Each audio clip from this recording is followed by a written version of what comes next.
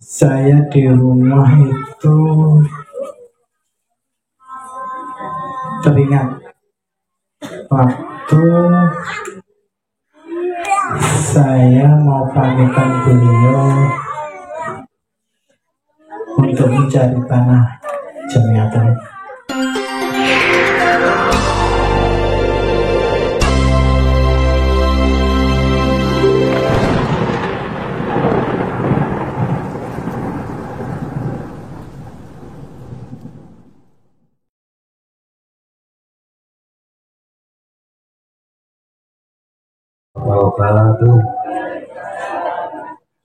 Bismillahirrahmanirrahim. Alhamdulillahirabbil alamin. Allahumma shalli ala sayyidina Muhammadin fatihi lima ughliqa wal qadami lima sadaqa wal rizqil haqqi bil haqqi wal hadi ila siratikal mustaqim sallallahu ala alihi wa ashabihi haqqa qadari wa miqdarihi. Qala rabbi shrah li sadri wa yassir li amri wa hlul 'uqdatam min lisani yaqulu qawli la haula wala quwwata illa billahi al-'aliyyil dumateng para alim ulama warasatul anbiya ingkang kula hormati saha para bapak waritaken tarekat Siddiqiyah Indonesia Raya ingkang kula hormati menika Bapak Ma'ruf Nuruddin, Bapak Urip Bambang Wijanarko, Bapak Insinyur Setiapurnomo utawi Bapak Pungki saha Bapak Ansori ingkang kula taati saha Ibu Sumaiyah ingkang kula taati uga para keluarga besar Bapak Abdul Taufiki ingkang kula taati. Assalamualaikum warahmatullahi wabarakatuh. Bismillahirrahmanirrahim.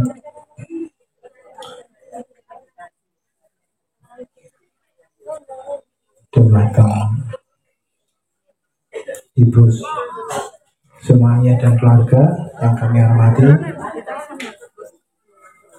hadirin wal hadirat warga tarekat Siddiqiyah yang kami cintai. Pertama-tama alhamdulillah kehadirat Allah Subhanahu wa taala. Kedua kalinya alhamdulillah pada dengan kita Nabi Muhammad SAW. Ketiga kalinya alhamdulillah pada guru kita Syekh Mutarrala Mustaba Masyid Tarekat Siddiqiyah Kiai Muhammad Akbar Mukti. Dan alhamdulillah pada malam hari ini kita bisa diberi kesempatan bersama-sama untuk berkumpul, berdoa, dan mengenang beliau Bapak Dasuki Pak Wahab. Saya waktu dikasih tahu bahwa malam ini ada acara haul yang keempat. Kalau tadi saya mengatur ke Bu Sumaiyah sudah 7 tahun.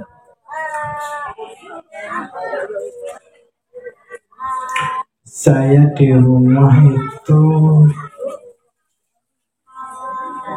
teringat waktu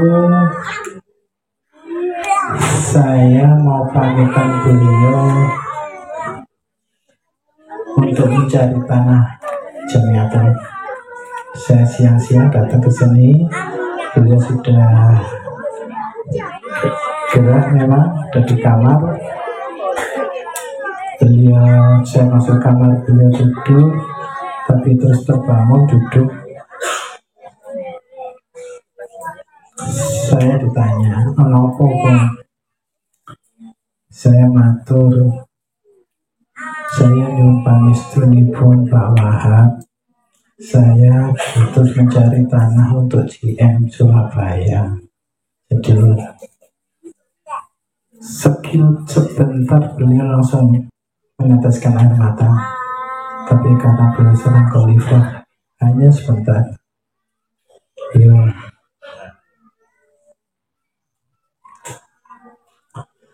Dan malam ini panjenengan sedaya datang ke sini di samping nanti kita berdoa untuk beliau Bapak Wahab. Saya sempat merenung di rumah, apa yang mendorong teman-teman sekalian hadir di sini. Dari jauh dengan ikhlas datang ke sini. Saya renung, saya rasakan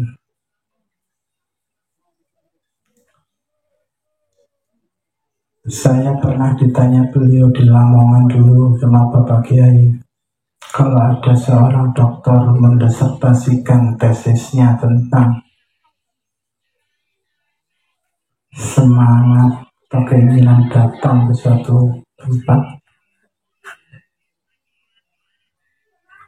apa kira-kira yang ditulis Pak Yai ke saya nggak bisa jawab. Dan tadi saya juga merenung itu.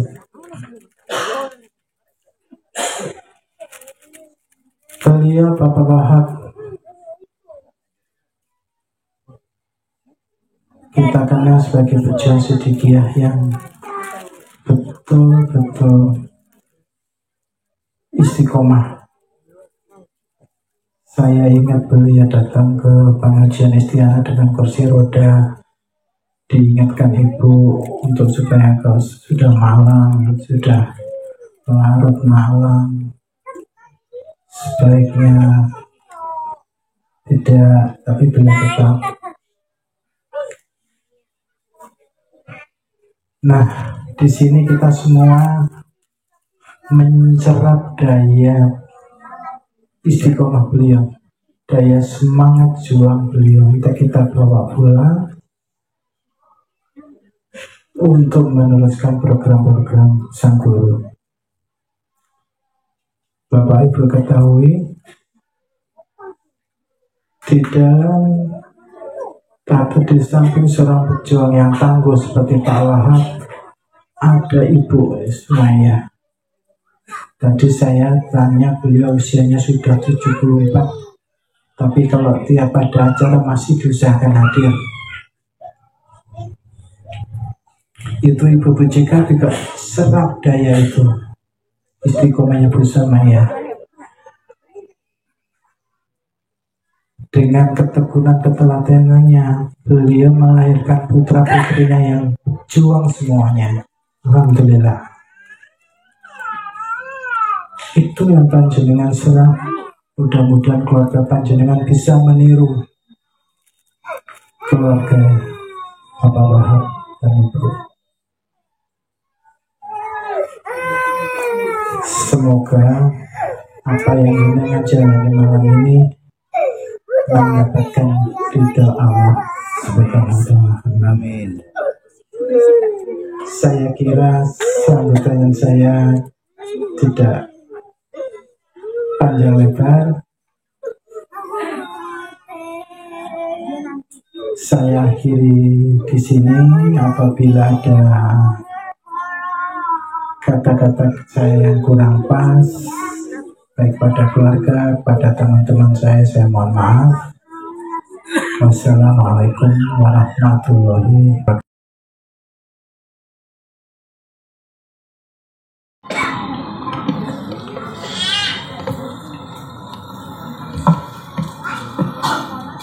Assalamualaikum warahmatullahi wabarakatuh.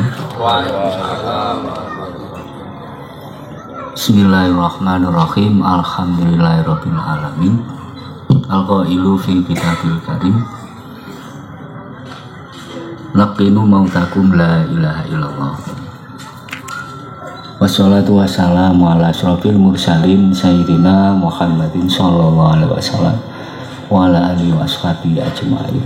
Amma ba'd. Dumateng kang kawula mulyakaken ibunda kula tercinta yang saya cintai dan yang saya taati, dumateng sederek-sederek bapak-bapak wali talqin Thariqat Sidikiyah Indonesia, nggih menika Al-Mukarram Bapak Insinyur Setyo Purnomo, Al-Mukarram Bapak Ansori, Al-Mukarram Bapak Urip Bambang Janarko. Lan dumateng seluruh para pengurus organisasi di lingkungan Thariqat Sidikiyah, baik Orsid, YPS, Libra, JKP, Opsid, sedaya menika bapak-bapak ibu pengurus ingkang dimulyakaken kalian Allah Ta'ala. Dan dumateng sederek-sederek kula sedaya ingkang hadirin wal hadirat yang saya cintai dan yang saya muliakan,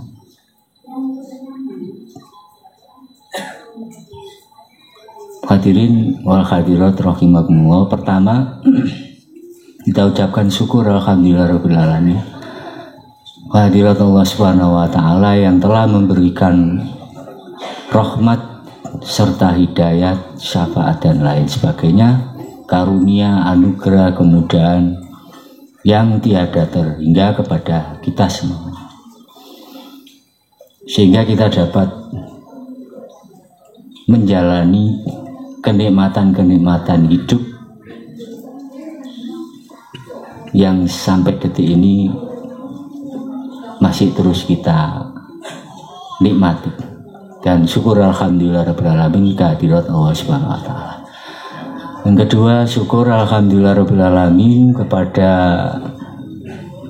Khotamun Nabiyyin dan juga kepada sekaligus Qaidul Mursalin, pemimpin para nabi, sekaligus wasilatul ulama, perantara yang agung, nggih menika Nabiullah Muhammad sallallahu alaihi wasallam, yang mana kita ucapkan syukur alhamdulillahirabbil alamin karena tanpa melalui Rasulullah sallallahu alaihi wasallam kehidupan ini akan sia-sia, sebagaimana dalam Al-Qur'an, wa ma arsalnaka illa rahmatan lil alamin, dan tidak akan kami ciptakan engkau Muhammad kecuali untuk rahmat seluruh alam.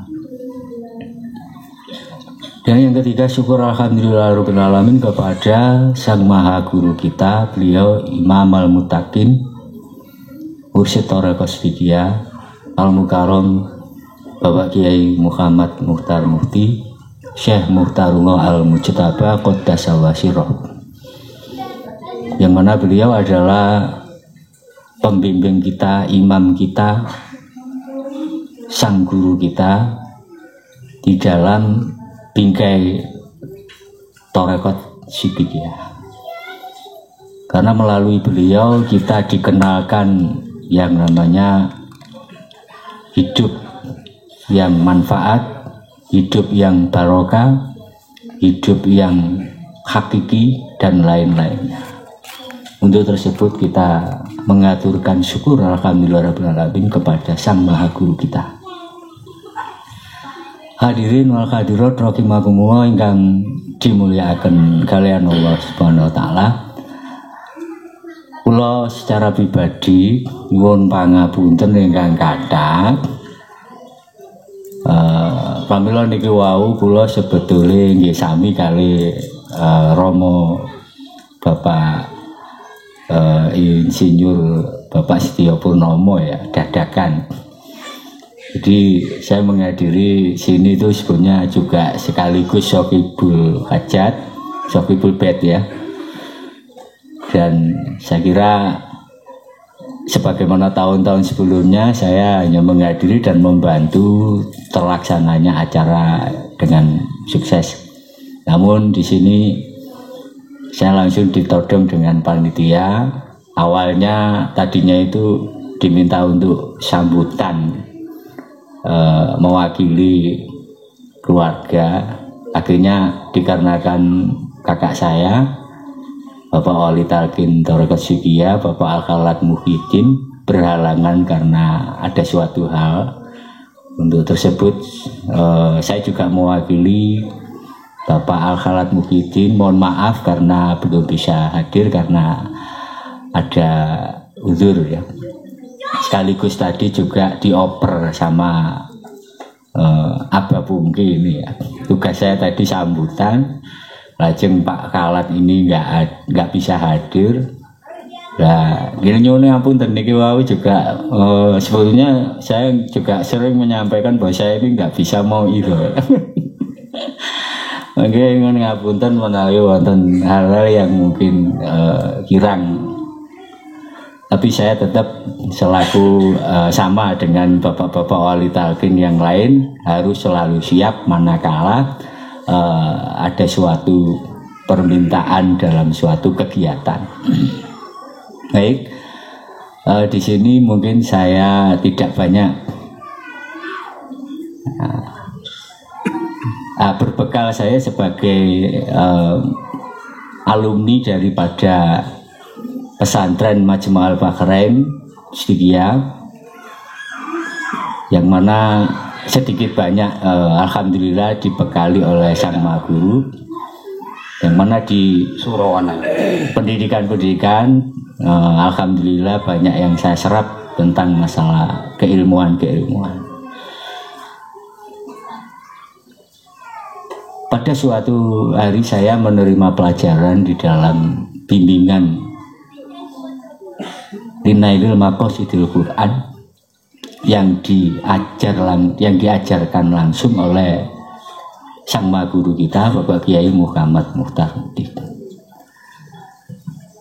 Situ beliau mengajarkan tentang sebuah kaum dan peristiwanya, yang mana banyak cerita-cerita kaum beserta peristiwanya disebutkan di dalam kitab-kitab suci agama.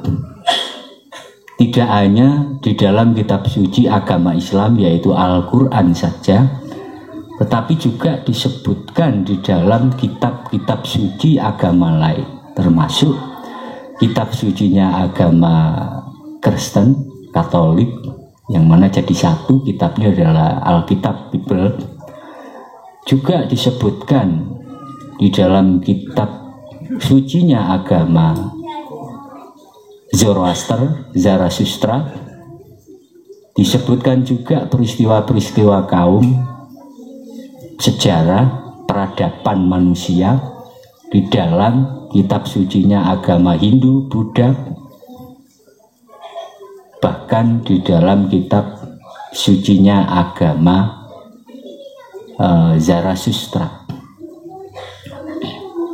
Majusi dan lain-lainnya. Hadirin wal hadirat rahimakumullah. Di situ beliau mengajarkan bahwa setiap kaum, setiap golongan, mulai dari zaman Nabiullah Adam alaihissalam, selalu ada sebuah perjalanan kaum yang di situ menjadi sebuah pelajaran, atau di dalamnya ada hikmah pelajaran untuk umat manusia. Jadi tidak hanya Al-Quran saja. Sebagaimana juga peristiwa Nabiullah Adam alaihissalam. Di situ disebutkan di dalam kitab sucinya agama Kristen yang bernama Bible, Alkitab. Insya Allah ada di bab Kejadian. Jadi di dalam kitab Bible, kitab sucinya agama orang Nasrani, Nabiullah Adam itu diceritakan. Mulai dari proses penciptaannya, mulai dari bahkan iblis pun juga ada di situ. Jadi tidak hanya Al-Quran saja yang menceritakan kejadian-kejadian manusia, nabi-nabi dan seterusnya. Nah, di situ ada sesuatu yang menarik. Beliau menyampaikan sang maha guru kita di kehidupannya Nabiullah Adam itu, Nabiullah Adam diutus untuk mengajarkan ilmu hak kepada putranya, yang mana putranya pada saat itu ada dua, bernama Habil dan bernama Qabil. Yang satu Qabil, yang satu Habil. Mungkin Bapak Ibu sudah banyak yang mengetahui tentang cerita ini. Singkat cerita, di dalam peristiwa kehidupannya Nabiullah Adam ini, Nabiullah Adam diutus oleh Allah Ta'ala untuk menseleksi putra-putranya mana yang paling tinggi keimanannya kepada Allah Ta'ala. Maka dialah yang nantinya akan mendapatkan anugerah. Jadi Nabiullah Adam tidak pilih kasih, sami'na wa ata'na kepada Allah Ta'ala sesuai perintah. Sehingga di situ dimulailah sebuah peribadatan untuk menguji kedua putra Nabiullah Adam, Qabil dan Habil. Yang mana media dalam peribadatan itu adalah ibadah kurban. Baik Bapak Ibu, mungkin kita yang mengetahui secara saat ini, kita mungkin masih banyak yang menganggap bahwa ibadah kurban itu adalah warisan dari Nabiullah Ibrahim. Alhamdulillah ternyata tidak. Sejak zaman Nabiullah Adam pun ibadah kurban itu sudah ada. Disebutkan di dalam kitab sucinya agama Kristen, Bible, bab Kejadian. Bahkan juga diceritakan di dalam Al-Quran, kitab sucinya umat Islam, ada di surat Al-Baqarah. Lantas apakah hanya itu saja? Tidak. Di peristiwa yang lain di generasi berikutnya, ada di kaum-kaum para nabiullah, banyak sekali. Seperti contohnya juga Nabiullah Yusuf alaihi salam. Yang mana Nabiullah Yusuf ini adalah kaum Bani Israel,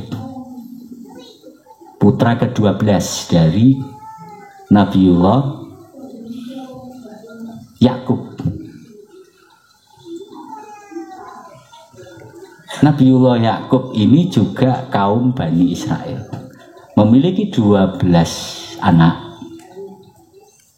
Mohon maaf untuk urutan Nabiullah Yusuf, saya lupa, mungkin kalau nggak 11 ya 10. Karena adik kandungnya Nabiullah Yusuf itu bernama Bunyamin, yang dari satu ibu. Kemudian yang dari ibu yang lain ada Simon, Lewi, Yehuda, dan lain-lainnya. Bapak Ibu yang saya muliakan, apa dicerita? Ini kisahnya Nabi pun juga sebetulnya ada yang namanya pengujian, seleksi. Jadi bukan terus pertempuran, ya boten. Jadi pertempuran atau kerusuhan dan lain itu adalah sebuah instrumen atau efek dari sebuah ketetapan yang diberikan oleh Allah Ta'ala kepada umatnya para nabi. Nah, pada suatu hari Nabi Yakub yang digelari Israel ini mendapatkan wahyu dari Allah Ta'ala bahwa nanti akan ada anakmu yang menjadi, ya waktu itu mimpinya Nabiullah Yakub berupa simbol, ada bintang. Ya, mungkin Bapak Ibu sudah pasti tahu ya, ini cerita nabi-nabi ya. Tapi kita tidak mengambil dari sisi cerita legendanya, pelajaran apa yang ada di balik itu. Jadi disebutkan di dalam Bible juga di bab raja-raja. Loh, apa di Al-Quran nggak ada? Ada. Kisahnya Nabiullah Yusuf itu juga disebutkan di dalam Al-Quran. Tepatnya ada di surat Al-Qasas Ngapunten nggih, saya tidak perlu menyebutkan supaya nanti tidak terlalu lama. Lagi pula saya juga nggak hafal ayatnya.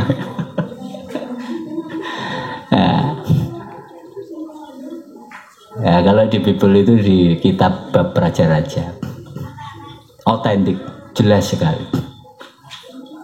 Nah, setelah Nabiullah Yakub itu mendapat wahyu bahwa ada di antara putranya yang dipilih, sehingga didengar oleh putra yang lainnya, maka putra yang lainnya itu ada yang iri hati, sakit hati. Itu berarti Allah Ta'ala nggak adil, enggak. Allah Ta'ala sesuai dengan Al-Quran, yaqtasu bi rahmatihi mayasya. Ketika Allah Ta'ala menciptakan sesuatu, Allah mempunyai hak untuk memilih yaqtasu birahmatihi, melebihkan derajatnya terhadap siapapun makhluk yang diciptakannya. Nah, ini hak prerogatifnya Allah Ta'ala. Kita nggak boleh protes. Kita hanyalah makhluk, sesuatu yang sudah ditetapkan oleh Allah Ta'ala. Allah Maha Pencipta, menciptakan sesuatu, kemudian dari sesuatu itu diseleksi terus dipilih. Ini mutlak.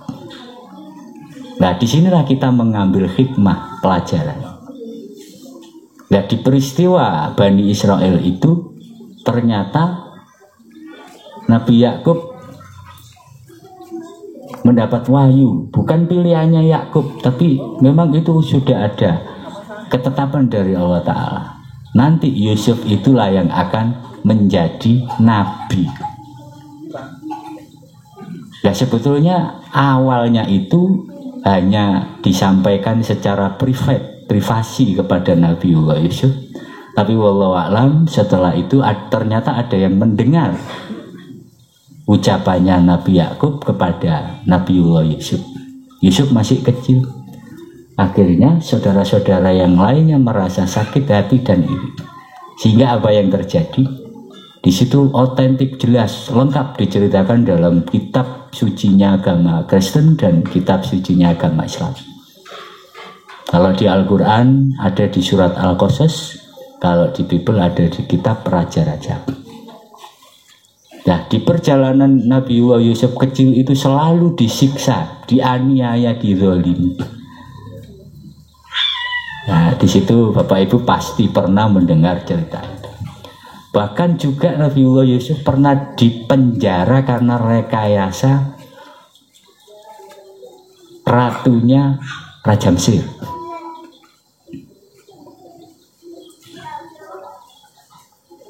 Nah, di situ akhirnya disebutkan di dalam Al-Quran yang intinya adalah orang yang benar itu tidak akan bisa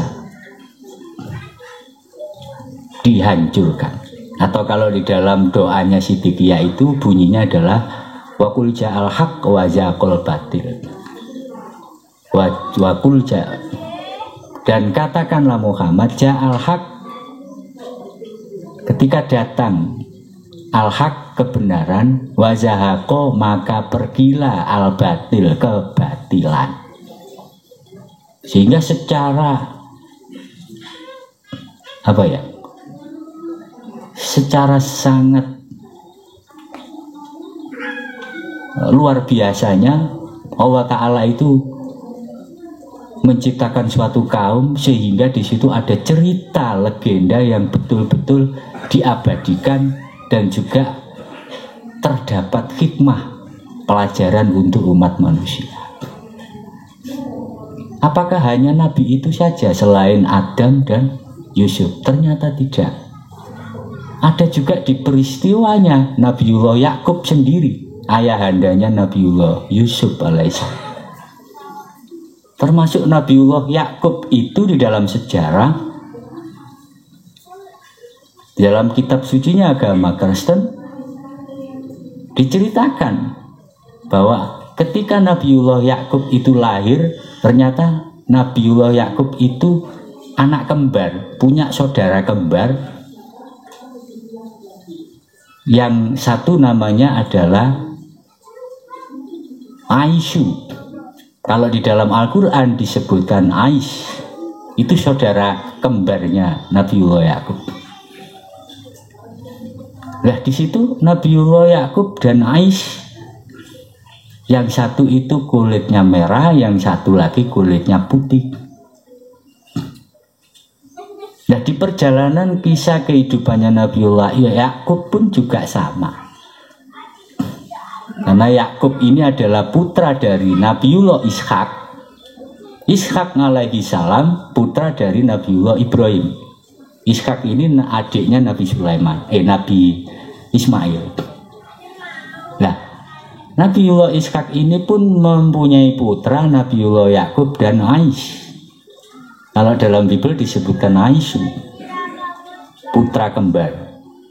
Ya, setelah dibimbing keimanannya oleh Nabiullah Yakub, Nabiullah Ishak, setelah fase saatnya turun wahyu kepada Nabiullah Ishak, ujilah anak-anakmu itu siapa yang paling tinggi keimanannya kepada Allah, dialah yang nantinya akan terpilih. Di dalam Bible. Ngapunten ya, Pak Maruf ini tidak mengajarkan ajarannya Kristen, tapi ini memang saya diajari mursyid sendirian ketika saya mondok. Nah di sini sebagai wawasan ya. Bukan kok kita mengambil pelajarannya agama Nasrani, enggak. Wallahu a'lam, karena memang mursyid mengendaki mengajarkan murid-muridnya yang makosid ada pelajaran itu, tapi tidak memberikan pelajaran yang sifatnya mengubah keimanan dari Islam ke agama lain. Lagi pula ini hanya sebatas sejarah ya, sejarah peristiwa. Karena di dalam kitab suci itu memang satu mengajarkan keimanan, kedua mengajarkan sejarah peristiwa peradaban. Nah, sinilah Nabiullah Aish diberi tugas oleh Nabiullah Ishak untuk beribadah. Dan juga sama Nabiullah Yakub saudaranya itu diberi tugas untuk beribadah kepada Allah. Sehingga itu diseleksi siapa yang paling ikhlas, paling menonjol, paling istiqomah dan paling taat kepada ayahnya, kepada gurunya, nabinya, dialah yang akan terpilih. Nah, biqudratillah, di situ ternyata yang berhasil adalah Nabiullah Yakub alaihissalam. Bapak Ibu yang saya muliakan, dari peristiwa itu apakah selesai begitu saja? Ternyata tidak. Ternyata saudaranya yang namanya Aish ini juga setelah mendapat kabar bahwa dia belum berhasil,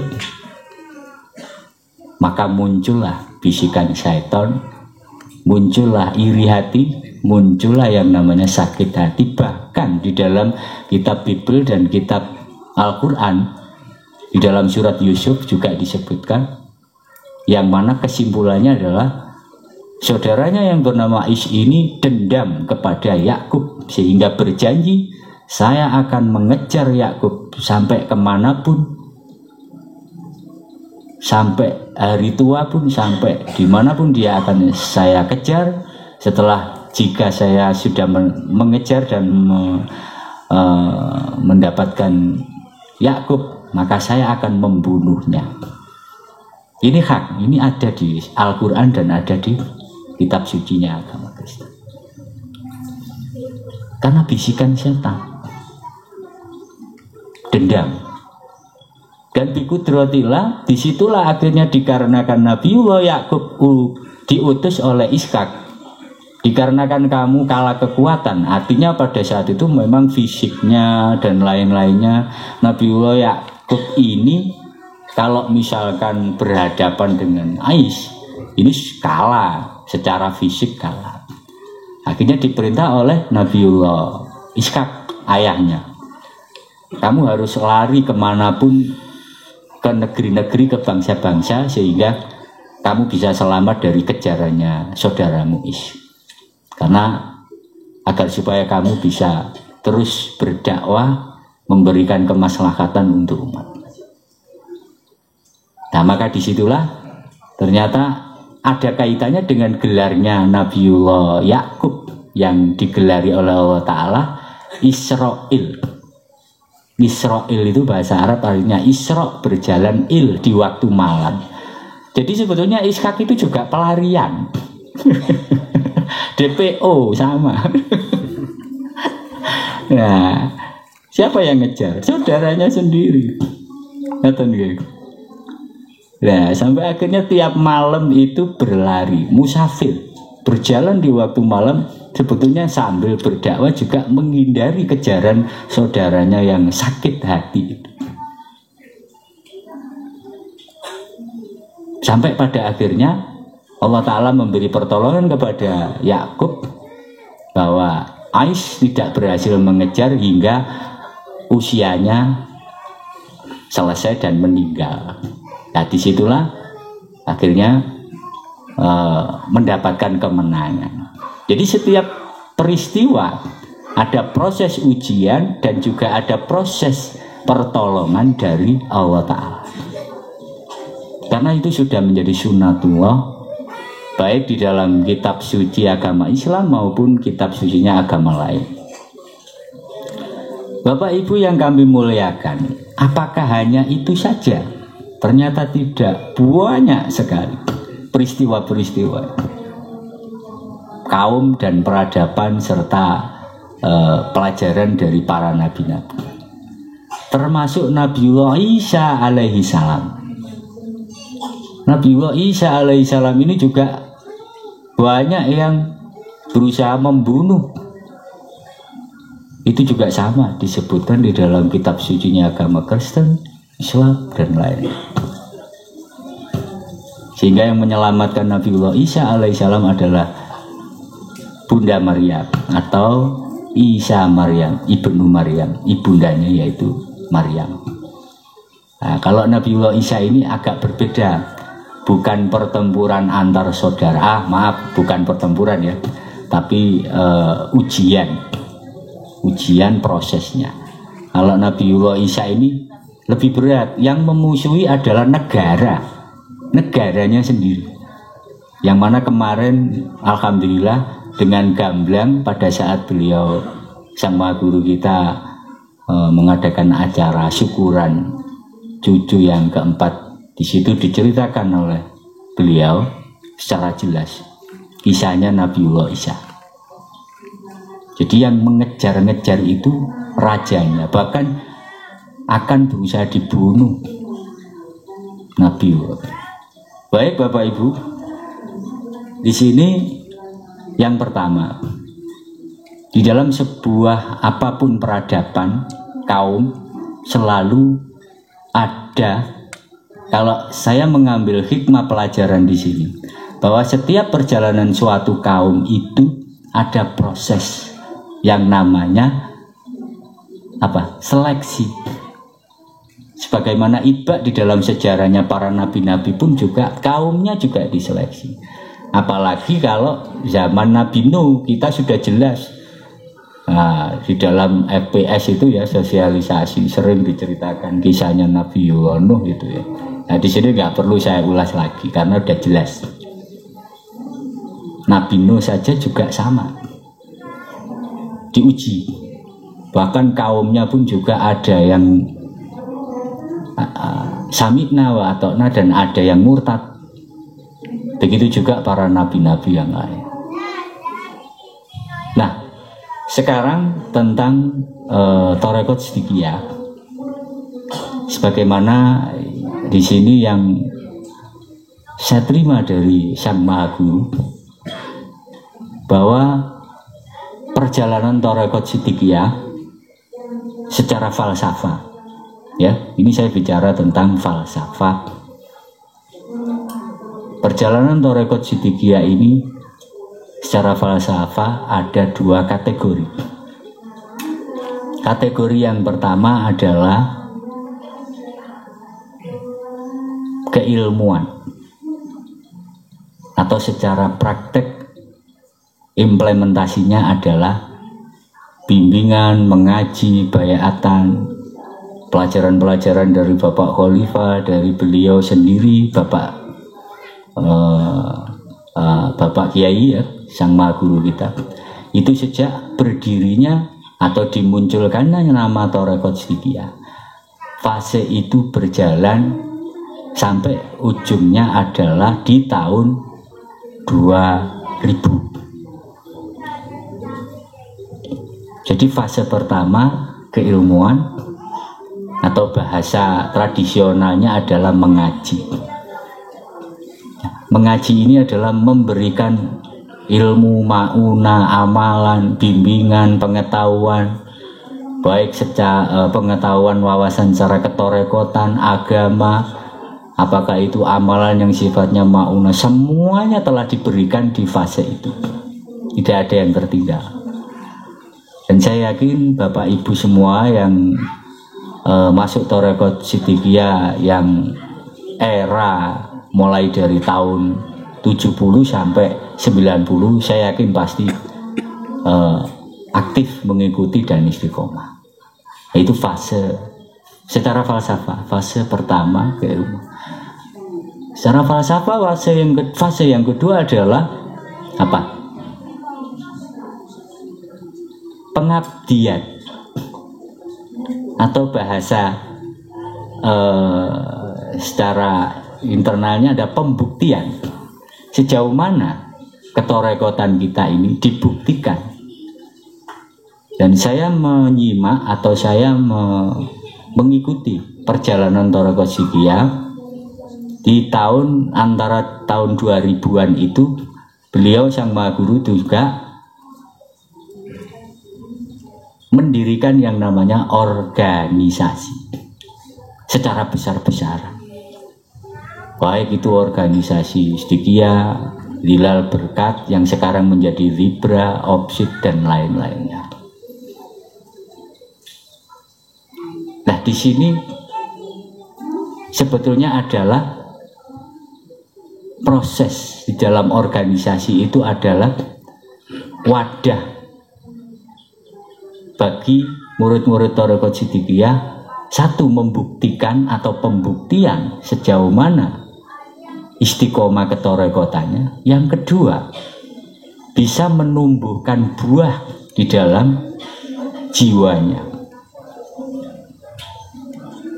Jadi kalau di fase awal itu ya wiritan, poso, ngamalno dan lain-lainnya, ritual dan seterusnya. Nah, di fase berikutnya adalah pembuktian. Makanya beberapa tahun sebelum ini, yang baru-baru ini, beliau lebih menegaskan Sang Maha Guru kita bahwa letak kualitas murid-murid Thariqat Siddiqiyah itu yang mana bisa aktif dan istiqomah di dalam keorganisasian. Nah, ini beliau, bukan saya ya. Maka dari itu, disinilah akhirnya bertransformasi, terfilter dan tersaring, terseleksi. Dengan sangat bijaksananya Sang Maha Guru kita ini membimbing, membawa Thariqat Siddiqiyah itu mulai dari yang awal fasenya adalah keilmuan, ternyata tidak cukup sampai di situ, tapi juga harus dibuktikan. Yang mana ini kalau saya analisa sesuai dengan nama dari pesantren kita, yaitu Majma' al-Bahrain, pertemuan dua lautan. Nah, disinilah otomatis siapa yang menjadi imamnya Thariqat Siddiqiyah? Ya otomatis beliaulah yang paling tahu tentang kualitas murid-murid Thariqat Siddiqiyah. Apakah murid ini sudah berbuah atau belum? Artinya buah kemaslahatan, buah kemanfaatan, yang mana ilmu-ilmu sudah diberikan semuanya oleh Sang Maha Guru, sehingga harapannya adalah bisa dari masing-masing murid ini mengaplikasikan, mengimplementasikan di dalam gerak hidupnya, di dalam laku setiap waktunya, yang diantaranya adalah kemanfaatan dan kemaslahatan. Dan alhamdulillah dengan dibimbingnya sampai sekarang ini banyak organisasi-organisasi di Sidikiyah penguatan, saling bahu-membahu, saling merapatkan barisan. Dan panjenengan Bapak Ibu sudah tahu sendiri akibat dari yang tidak pernah berorganisasi. Nah, saya tidak perlu menyebutkan ya, yang saat ini jenengan saksikan. Bahkan ini mungkin juga puncak dari sebuah seleksi alam, seleksi murid, termasuk saya sendiri dan sederek-sederek bapak-bapak wali talqin. Ini juga terus, bukan pencapaian di sini terus selesai, tidak. Ini masih terus berproses semuanya. Tidak hanya panjenengan tapi juga ulolan sederek-sederek bapak-bapak wali talqin. Bahkan kita juga menyaksikan sendiri dari bapak-bapak khalifah, euforianya dan lain sebagainya. Nah, di sini saya memberikan sebuah landasan yang menurut sepengetahuan saya, sebagaimana runutan tadi yang saya ceritakan, bahwa semua peradaban, semua kaum, semua para nabi-nabi itu memang diseleksi oleh Allah Ta'ala, bersumber dari ayat yaktasu birahmatihi mayyasha. Nah, terlepas dari semua itu, manusia pun juga, atau umat manusia, umat suatu kaum termasuk diri kita menjadi umatnya Thariqat Sidikiyah, diberi hak untuk memilih, mau memilih yang terseleksi atau yang baik, atau memilih yang kurang baik. Karena ini sudah hukum alam dan ketetapan dari Allah Ta'ala. Terserah diri kita masing-masing. Kita mau memilih menjadi tetap di dalam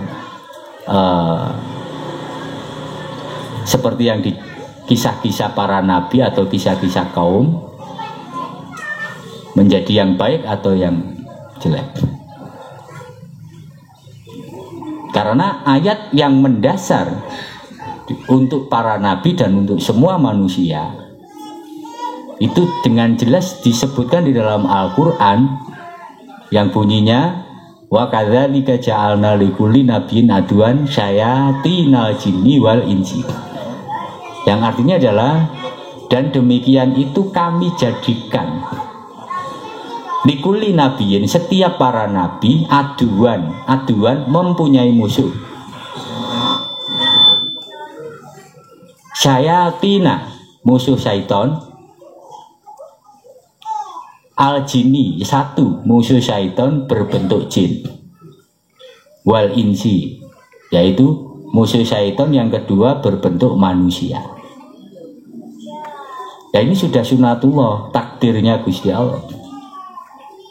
Apalagi manusia diciptakan oleh Allah Ta'ala sejak lahir, cuer, itu sudah diberi undang-undang dan diberi ketetapan oleh Allah Ta'ala memiliki 4 musuh. Yang pertama adalah syaitan, kedua adalah hawa nafsu. Ada 3 musuh. Pertama syaitan, yang mana tadi syaitan bentuk jin dan manusia. Yang kedua hawa nafsunya sendiri. Yang ketiga adalah ghururud dunya, tipuan duniawi. Bukan dunianya yang menjadi musuh, tapi tipuannya. Nah, ini banyak yang mungkin salah paham, sehingga aku tak wiritan tok, aku tak ngamal tok, gak usah kerja. Lah ini salah letak, dulu pasang. Dia tetap nyambut gawe, tetap makaryo, umpami sadian, dia tetap sadian, umpami dados guru, dia tetap muncal, umpami menjadi pegawai, dia tetap, karena itu bagian dari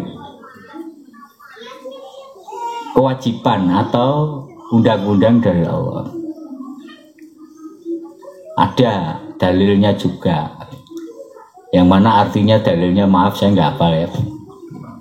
Perintah dalam bekerja ya.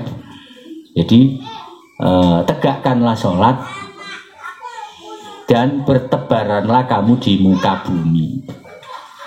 Nah, yang dimaksud bertebaran di muka bumi ini bahasa kiasan, bahasa sanepan, bukan yang dimaksud letterleknya. Kalau letterlek kan wis yang penting bertebaran, lak miber koyok doro, koyok laler ngoten. Tuh bertebaran tok mboten. Yang dimaksud bertebaran di muka bumi itu ya mencari nafkah, bekerja dan seterusnya. Itu perintah. Ya, jadi nggih mboten angsal nggih.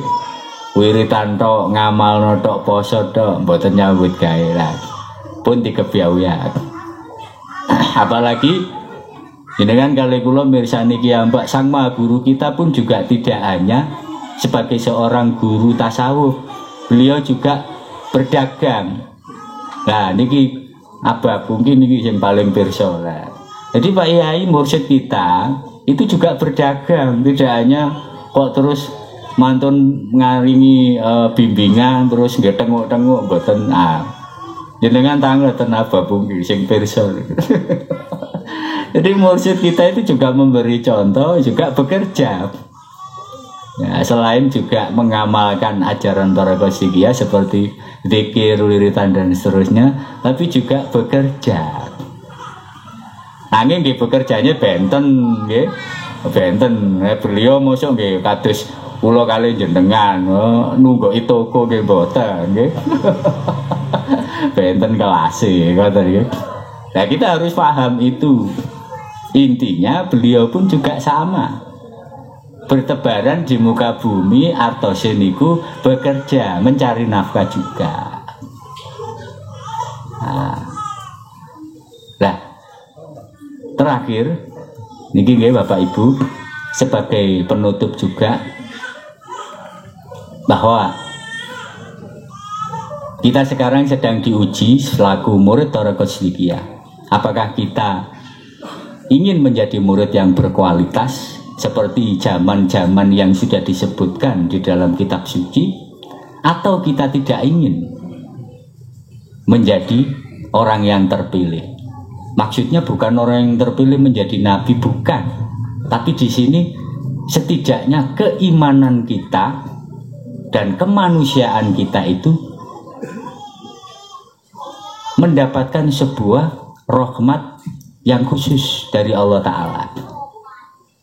Sehingga setelah fasenya para nabi, ada manusia yang dikhususkan, yaitu para waliullah. Setelah para waliullah, setelah para nabi, yaitu para tabi'in. Ya, tabi'in ini orang-orang khusus yang sepeninggalnya Rasulullah. Ada khulafaur rasyidin, setelah itu tabi'in, setelah tabi'in macam-macam sampai pada waliullah. Loh, apakah jenengan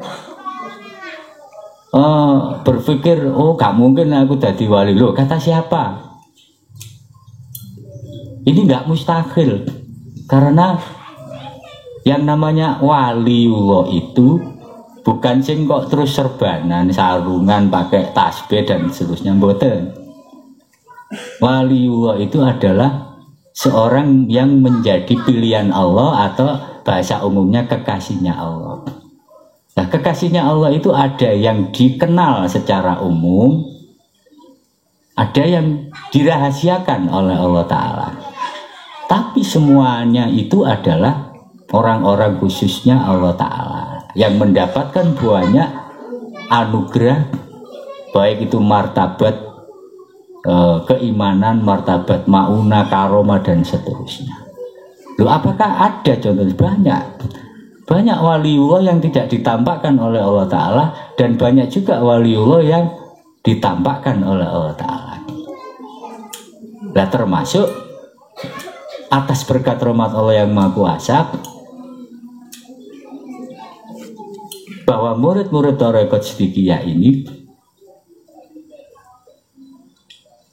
hendaknya bersyukur menjadi muridnya beliau Bapak Kiai Muhammad Mukhtar Muti, yang mana beliau adalah imamal muttaqin